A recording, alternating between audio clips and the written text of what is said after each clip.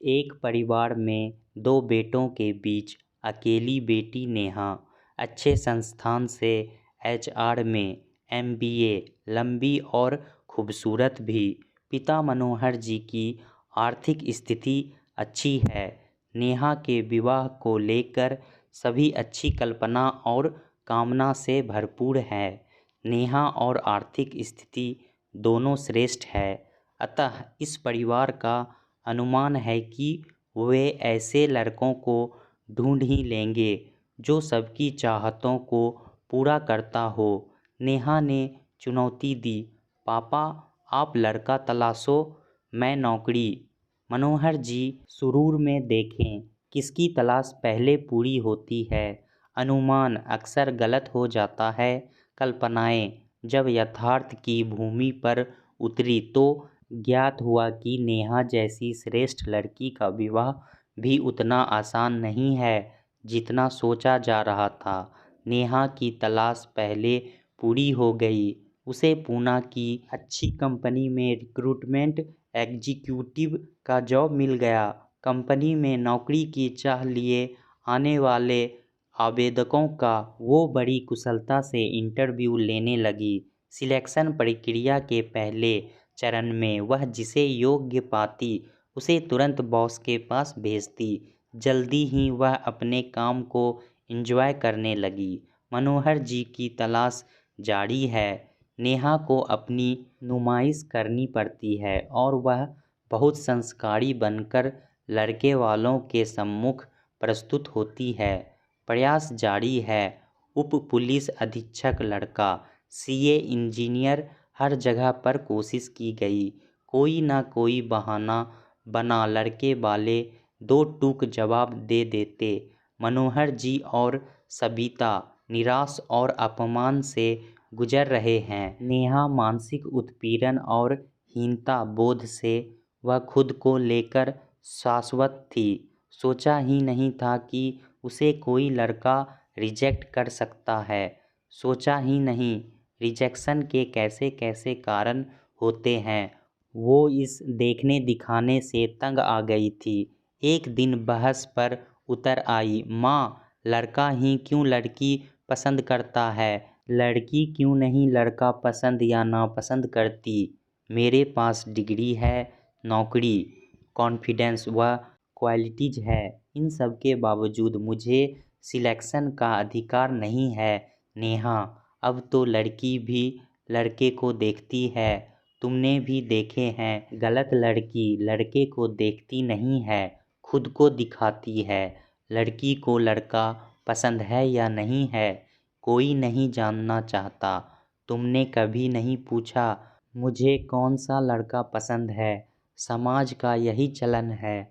समाज में क्या क्या तो बदल गया माँ, और क्या क्या नया आ गया। बस ये कायदा और नियम नहीं बदल रहा है, जबकि इस नियम पर चलने वालों को मुंह की खानी पड़ती है। मेरा बस चले तो मैं नियम बना दूं कि लड़के वाले लड़की वालों को दहेज दे।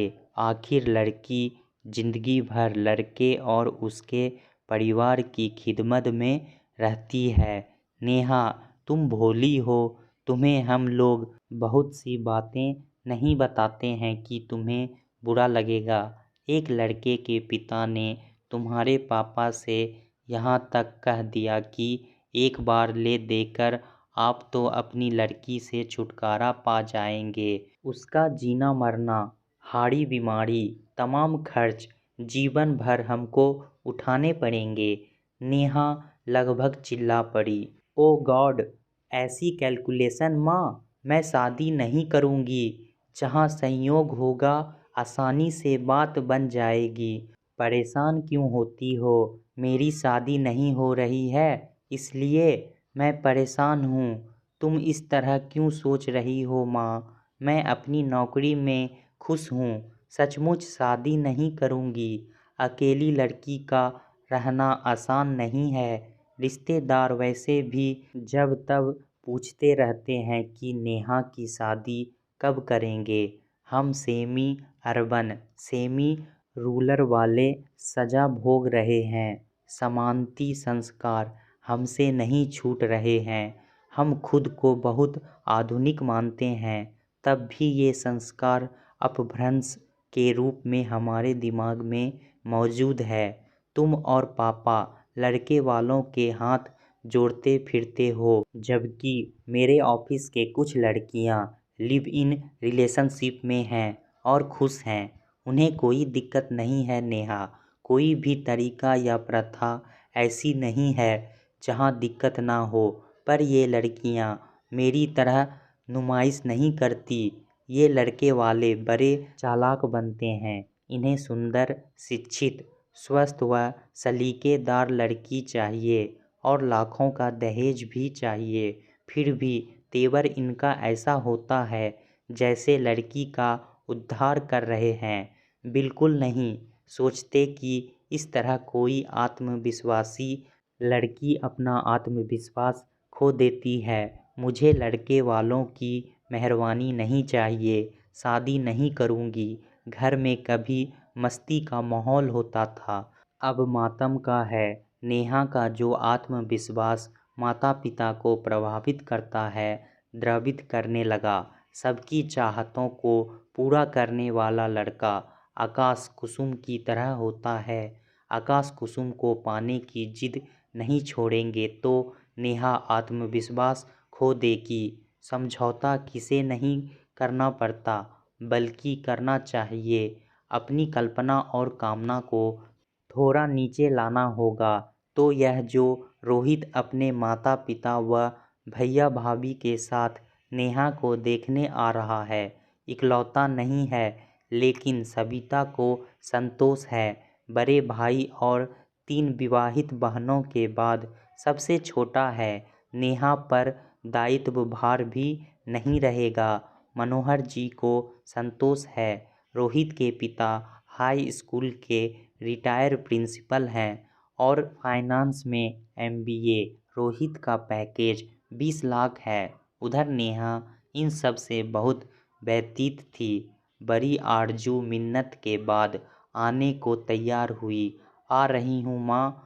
पर लड़के वालों ने दंभ दिखाया तो सबक सिखाऊंगी। लड़की वालों को नम्र होना चाहिए, नम्रता से सबक सिखाऊंगी। लड़के वालों के लिए होटल में 2 रूम बुक कर दिए गए। मैहर समीप होने से वे लोग देवी के मंदिर भी जाएंगे। होटल के माध्यम से मैहर के लिए बड़ी गाड़ी बुक की है। नेहा का बड़ा भाई और भाभी गाजीपुर में रहते हैं, इसलिए नहीं आ सके। माता पिता के साथ रहता नेहा का छोटा भाई विपिन मुस्तैदी से तैयारी में लगा है। विपिन अपनी बाइक से रोहित को और मनोहर जी कार से बाकी लोगों को रेलवे स्टेशन से होटल ले आए। पिता पुत्र का चेहरा ऐसा हो रहा है मानो कृतार्थ किए जा रहे हैं। शाम को बाइक और कार से मेहमान घर लाए गए। बैठक की सजावट देख संभावित लेन देन का अनुमान बनेगा। ऐसे प्रायोजित अवसर पर वही तयशुदा बातें होती है जिनका जिक्र बायोडाटा में साफ साफ छपा होता है। मनोहर जी, आपका बड़ा बेटा क्या करता है? बहू कहाँ की है? आपका नेटिव प्लेस, परिवार में और कौन कौन है? मनोहर जी और सविता कभी हंसते कभी मुस्कुराते हुए वही बता रहे हैं जो नेहा के बायोडाटा में लिखा है। ऐसे मौक़ों पर लड़की वालों को वजह बेवजह हंसना पड़ता है कि खुशहाल मिलनसार परिवार जान पड़े। संकेत मिलने पर विपिन नेहा को बुला लाया।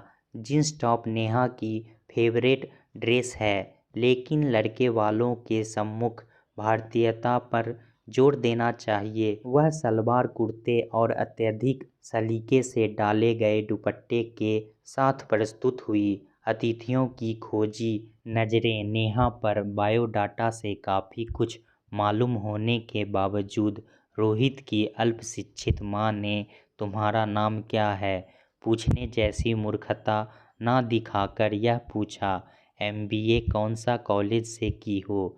यद्यपि बायोडाटा में संस्थान का नाम अंकित है। रोहित के पिता बोले, तुम पूना में जॉब कर रही हो, रोहित कोलकाता में कैसे होगा? नेहा बोली, तमाम लड़कियां जॉब कर रही है, मैनेज हो जाता है। सुजाता, रोहित की भाभी, नौकरी नहीं करती कहकर पिता इस तरह मुस्कुराए कि अंदाज़ा लगाया जा सकता कि नेहा को नौकरी करने देंगे या नहीं। नेहा की इच्छा हुई कहे, हो सकता है सुजाता जी मेरी तरह डिजर्विंग ना हो सकता है नौकरी ना करनी चाहती हो सकता है नौकरी ना मिल रही हो, पर नहीं कहा वरना लड़की तेज है का ठप्पा लग जाएगा। डिनर के बाद विपिन नेहा और रोहित को छत पर छोड़ गया कि रोहित नेहा से कुछ पूछना चाहता हो तो पूछ ले। रोहित ने अब तक कई लड़कियों को छेड़ा है, एक लड़की से एक तरफा प्रेम किया, 2 लड़कियों से ब्रेकअप हो चुका है, 3 लड़कियों को रिजेक्ट किया, 2 लड़कियों को लटकाए हुए है कि सोचने के लिए वक्त चाहिए। इस वक्त असमंजस में शांत बैठा है। आत्मविश्वास से भरपूर नेहा रोमियो टाइप लड़कों को टाइट करना जानती है, अपने बॉस के गलत इरादों को चकनाचूर कर चुकी है, आवेदकों का इंटरव्यू कुशलतापूर्वक लेती है, पर वो भी इस वक्त असमंजस में शांत बैठी है। आखिर रोहित ने बात शुरू की, आप पूना में जॉब करती हैं, मैं कोलकाता में, डिस्टेंट मैरिज में फैमिली लाइफ प्रभावित होती है, दोनों मिलकर एडजस्ट करें तो कोई परेशानी नहीं होती। वैसे मैं रिक्वेस्ट करूंगी मुझे कोलकाता ऑफिस में भेज दिया जाए या जॉब छोड़कर कोलकाता में दूसरे जॉब के लिए ट्राई करूंगी। कहते हुए नेहा ने निर्णायक नज़र से रोहित को देखा। लंबे और हैंडसम हैं, सामने के बाल गिर गए हैं, पर केस पतन के भव्य दिखता ललाट इसे बुद्धिमान दर्शा रहा है। नौकरी नहीं छोड़ना चाहती, लड़कियों को खुद को साबित करने का मौका मिलना चाहिए। मैं आपको कैसा लगा? पसंद हूँ? नेहा को प्रश्न आकस्मिक कम पर अस्वाभाविक अधिक लगा। अभी तक जिन लड़कों से सामना पड़ा वे उसे पसंद बल्कि नापसंद करने आए, यह पहला है जो खुद को पसंद करवाने आया है। वो बोली, पहले आप बताएं। रोहित ने एक भौं ऊपर चढ़ा ली। लड़की बुद्धिमान है, सोच समझकर उत्तर दे रही है। मैं आपकी स्टाइल से प्रभावित हूँ, लेकिन आप थोड़ी मोटी हैं, आगे चलकर अधिक मोटी हो सकती हैं, मोटापा कम करना होगा। नेहा ने माना, लड़के वाले अपनी कल्पना को कितना ही नीचे खिसका लाए, इनके अहंकार में फर्क नहीं आता। अब तक के अनुभव और अनुमान उनके ज़हन में दबाव बनने लगे। अब तक बात नहीं बन पाई क्योंकि लेन देन लड़के वालों को नहीं जम रहा था। इस तरह मुंह पर उसे किसी लड़के ने मोटी नहीं कहा। यह बड़ा घाघ है, सीधे मोटी, बाद में पता नहीं क्या क्या कहेगा। इसे पाठ पढ़ाना पड़ेगा कि लड़के वाले सर्वश्रेष्ठ नहीं होते, उनमें भी कमियां होती है। आप थोड़ा टकलू हैं, क्या मतलब? मैं एक्सरसाइज और डाइट कंट्रोल से मोटापा कम कर लूँगी। आप बाल कहाँ से लाएंगे? कहना क्या चाहती हैं आप? रोहित की अचंभित उंगलियां अनायास चकरा रहे माथे पर जा टिकी। सोचता था खुश होकर कहेगी, कल से एक्सरसाइज शुरू कर देती हूँ। यह केस पतन बता रही है, क्या आप मेरी कमी बता रही हैं? आप भी तो, आपको सब अच्छा चाहिए तो मुझे भी चाहिए। कहते हुए नेहा को लगा उसने अपने आत्मविश्वास को वापस पा लिया है। इधर रोहित को लगा श्रेष्ठता को खोकर हीन हो गया है। सीधे टकलू कह दिया, ऐसी मुंहफट लड़की के साथ नो मैन। यह नादान बेवकूफ़ है या दम्भी है, जो भी है, ऐसी लड़कियां फ्लर्ट करने के लिए बेहतर है, पर शादी के लिए नहीं। उसका मुंह सूख गया, आगे कुछ कहने पूछने की इच्छा बल्कि साहस ना हुआ। बस इतना ही कहा। नीचे सब लोग हमारा इंतजार कर रहे होंगे। वे लोग चले गए। एक बार फिर नाकाम हुए। नेहा की बेफिक्री तो देखो। रोहित को टकलू कहकर गुरगोबर कर दिया और अब पूना के लिए रवाना होते हुए कह गई, वे लोग फ़ोन नहीं करेंगे। तुम लोग कॉल कर बिल्कुल नहीं गिड़गिड़ाओगे कि आप लोगों ने क्या फैसला किया। सप्ताह बीत गया। नेहा के व्यवहार से लज्जित मनोहर जी रोहित के पिता को फ़ोन करके माफ़ी मांगने का भी साहस न कर सके। वे सुस्त बैठे थे कि रोहित का कॉल आ गया। मनोहर जी से आदर से बात की और नेहा का मोबाइल नंबर पूछा। उम्मीद का सिरा थमाते हुए मनोहर जी ने नंबर दे दिया। सविता ने नेहा को समझाते हुए थोड़ा तमीज़ से बात करने की सलाह दी। सलाह पर नेहा ने गौर नहीं किया। रोहित जिस टोन में बात करेगा वो उसी टोन में बात करेगी। वह अकड़ेगा तो वह भी अकड़ेगी। वह तमीज़ दिखाएगा तो वह भी दिखाएगी। रोहित के कॉल पर नेहा सदमा खाई सी लगी। नकारात्मक भाव के कारण नहीं, रोहित के सकारात्मक भाव के कारण। नेहा, उस दिन तुमने मेरा बड़ा इंटरव्यू लिया। जानना चाहता हूँ मैं रिक्रूट हुआ या नहीं। क्या मतलब? मैं जब तुम्हारे घर से चला गुस्से और नफरत से भरा हुआ था। लग रहा था कि तुम्हें कॉल करूं और दो चार खरी खोटी सुना दूं। मेरा उतरा चेहरा देखकर भाभी अलग सता रही थी। लंगूर को हूर मिल रही है, और क्या चाहिए। जब मेरा गुस्सा शांत हुआ तब मुझे लगा तुम्हारी साफ गोई से मुझे गुस्सा नहीं प्रेरित होना चाहिए। मैं समझी नहीं। तुमने टकलू कहकर मेरी कमी बताई तब मुझे बुरा लगा, लेकिन टकलू कहने का मेरा इरादा नहीं था। बस जुबान फिसल गई। तुम्हारा जुबान ना फिसलती तो मैं अपनी सोच ना बदल पाता। अब लग रहा है रिजेक्शन लड़की को कितना निराश करता होगा। लड़के वाले छोटी छोटी नामालूम सी कमियां, बल्कि वे कमियां भी ढूंढ लेते हैं जिन कमियों पर आम तौर पर ध्यान नहीं जाता। ऐसा कर वे अपनी बेवकूफ़ी या घमंड साबित करते हैं। सच कहता हूँ, सुजाता भाभी के लिए मुझे पहली बार अफसोस हुआ। वो कैसे? भैया के तिलक की रस्म हो चुकी थी। पापा ने तब भाभी के पिता से अचानक कार की मांग की थी। उन्होंने कार दी क्योंकि अब शादी टूटती है तो बदनामी होगी। इतने पर भी मम्मी भाभी से खुश नहीं है। कुछ ना कुछ कमी निकालती रहती है। अब मैं भाभी का फेवर करने लगा हूँ। So sweet. मैंने तीनों दीदियों को भी बहुत याद किया। उनकी शादियों में मम्मी पापा ने बहुत पापड़ बेले थे। मंजली दीदी की शादी के कार्ड छप गए। तब लड़के वालों का फरमान आया कि और कैश चाहिए। पापा ने शादी तोड़ दी। लड़के वालों ने नहीं सोचा था कि पापा ऐसी कठोरता दिखाएंगे।